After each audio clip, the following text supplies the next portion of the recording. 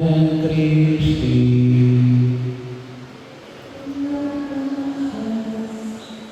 So bahagi yun, kung ako'y mahirang kumanta, hindi rin ako magaling kumanta. Naglalagay lang ng lakas ng loob. Sabi nga natin si Kristi muling nabuhay. Siya yung maging liwanag natin. At patuloy tayo magpasalamat sa Diyos. Ang linggo po ito ay mas kilala sa tawag natin linggo na Tomas na nagdududa. Pero mas gusto kong tawagin itong linggo ng Tomas na nagnanais alisin ang kanyang pagdududa.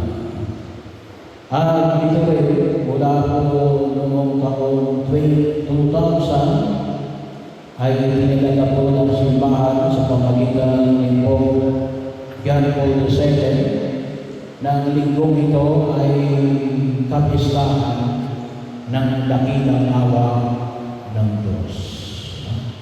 So, sa mga linggo ng dakilang awa ng Diyos. At tayo ay patuloy na inanyahan ng pangulikapan sa binaw natin, no? Na yung pagkilala natin sa Kristo muling nabuhay ay kanina. Nakita ka natin na sa pagdududa ni Tomas. Pero ang Diyos sa kanyang dakilang awa ay nagpapanyaya sa atin para po sa patigilay natin. Dalawa lang muna. Marami yung tutusin. Kaya lang, siguro po sa mga susunod pag mga linggo, pagninilay-nilayan natin. Ano yung nakita natin? Yung mga alagang natin nagtatago. Natatakot sa mga Hudyo. Nakapinig ang mga pintuan. Nagpupulong sila pero natatakot. Baka sila ay ipahuli ng mga Hudyo. Bahagi yun, kaguluhan. Kaya pagkakataon na kung saan ay lalo-lalo na ngayon tayo ay dumaranas ng krisis sa daigdig na ito. Maraming mga pag-aalinlangan, takot, pangamba na makita ko natin sa sitwasyon na kinabibilangan natin para masabi ng minsan ng iba ay para hindi na natapos ng krisis. Yan ay bahagi o na makita natin kasama yan sa buhay ng tao. Pero anong dulot na Jesus? Pag sinabi mo si Kristo muling nabuhay, anong dulot niya? Hindi ka kulumihanan. Kapag tayo na natin sa kagulumihanan, kaguluhan ay parang hindi maniniwala rin ang tao namin. Si Kristo muling nabuhay. Bakit? Ano ang dala ni Jesus? Kapayapaan. Kapanatagan ng kalunan. Bahagi yun. Noong kahapon, pagkatapos ng ating first mass, nagkaroon tayo ng video. Hindi naman namin masyadong may paalam kasi hindi na rin yung announcement. Bilang pakikisa ko natin sa paanyaya ni Pope Leo na tayo ay magkaroon ng isang oras ng bihilya para sa kapayapaan. Tayo nga ngayong papasalamat at meron ngayong 2 linggo na ceasefire. Sana ako magtuloy-tuloy. Kasi kung hindi, ay baka dumala, mas lumaganap, mas marami yung magiging ay hindi lang mo siguro yung langis ang tataas. Kaya bahagi yun na makita natin anong dulot ng ating pananampalataya, kapayapaan. kapayapaan, kapanatagan ng kalooban. Ang tao ngayon rin, stress out, maraming stress sa buhay, bahagyo. Bagaman, sabi na natin, dalawang uri ng stress. Yung galing sa labas at yung galing sa loob. Bahagyo, yun ang ibig sabihin ng stress. Anything na maaaring gumatak sa iyo, pagkakataon, maaaring ito ay galing sa ibang tao, sa mga pangyayari sa daigdig na ito, sa pamilya, sa lipunang ginagalawan, katulad ng mga krisis na dinadaanan natin. Pero makita rin natin na alin, kuminsan baka tayo ay alin, na-stress. Bakit? Overthinking. Bahagi yun na kung saan makita natin, naalala ko yung sabi ng isang doktor. Sabi niya, kasi nagre-reklamo sa kanya yung isa niyang pasyente, doktor, sabi niya ay, ako naman ay hindi kumakain ng matatabang pagkain, malalangis. Bakit may alta presyon ako? Eh baka, sabi ng doktor ay, baka sa sobra nating kainisip. Bahagi o baka nag-stress din yung ating kalooban. Pero yung panyaya na nasusiyalin, kapayapaan. Kaya nga every Mass, naalala sa atin ng Diyos, mamaya sa misa, sabi, magbigay kayo ng kapayapaan, kapanatagan ng kalooban. Paano tayo magkakaroon ng kapanatagan ng kalooban? Lumadanas tayo ng mga krisis, ng mga problema. Magtiwala tayo. Magtiwala tayo sa dakilang awa ng Diyos na muling nabuhay.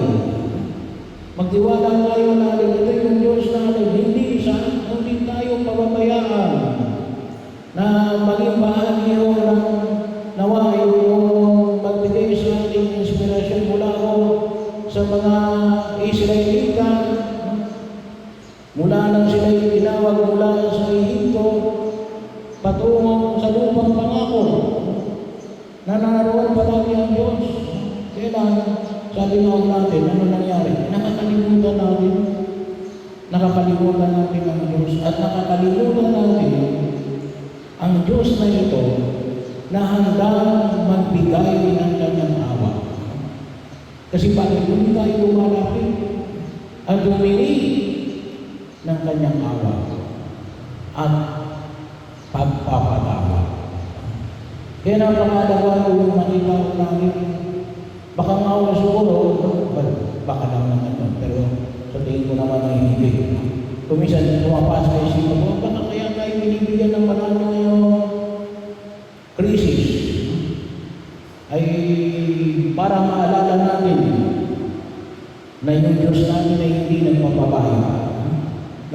Isip ko lang mo yun. Pero yun, kapanatagan ng kapayapaan.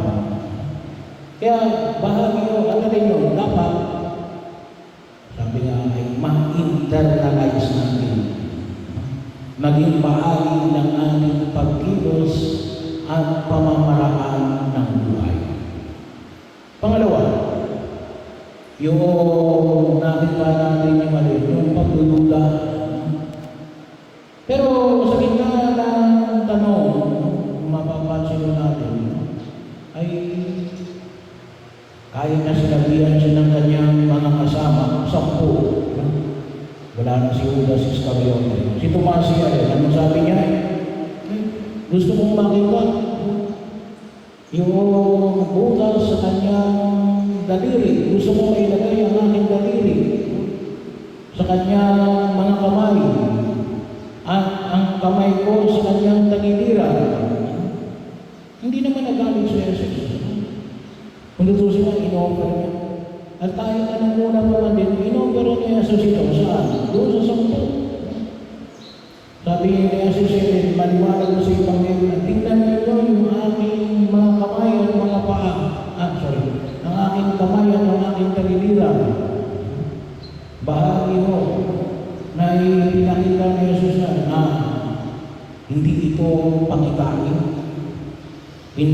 multo. Hindi ito, kung tawagin nga namin ay hologram. Hindi ito video. Hindi ito virtual. Siya mismo na kung saan katawan at espiritu na kanilang kaharap. Bahagi mo, isa ko rin mo kung minsan nagtutulog sa atin ng stress niya rin, pagtulog na. Bahagi mo yung nagtutulog sino, hindi sa filosofiya, mayroong sinabi na isa ko sa mga, when you are in love, do not act. Or sa akin o sa akin, do not base your action in your doubt. Kapag nagtutula ka, huwag kang gagawa ng desisyon sa pagkilos. Kasi ngayon, ang pinakahalaga mo ngayon, mahalaga mo ngayon yung data gathering. Kaya nga ako, kumakailan rin, nagkaroon tayo ng Synodal Assembly. Tinawagan na lahat ng mga oresyon pagsimbahan. May mga tanong doon. Mayroong data na ipinapasa natin para doon sa diocese. Yun ang kanilang pag-aaralan. Kahit saan, kaya mo ngayon ang mga sa IT, no? Na nagkagagano ng data, napakahalaga. Kasi makita natin na ito ba yung lalo-lalo na sa larangan ng komersyo. No? Ito ba yung kailangan ng tao? Anong produkto yung kung tawagin natin ay mas kailangan ng tao? Kasi bakit? Baka bumili ka ng produkto, ibebenta mo, hindi naman pala kailangan ng tao. Anong mangyayari yun? Mabubulong. Sayang yung pera, sayang yung panahon, sayang yung storage area mo. So bahagi yun na makita na lalo-lalo na sa ating pananampalataya. At ang pinag-uusapan natin dito yan ang muling pagkabuhay ni Yesu Cristo. Hindi pwede manatili tayo sa pagtutula. Kaya nais ng Diyos sa kanyang dakilang awa natin, restore your love. Kinakailangan alamin mo kung tama ba o mali ang iyong pagtutula. Yun yung pagkilos. At yun ang sabi ni Jesus kay Tomas,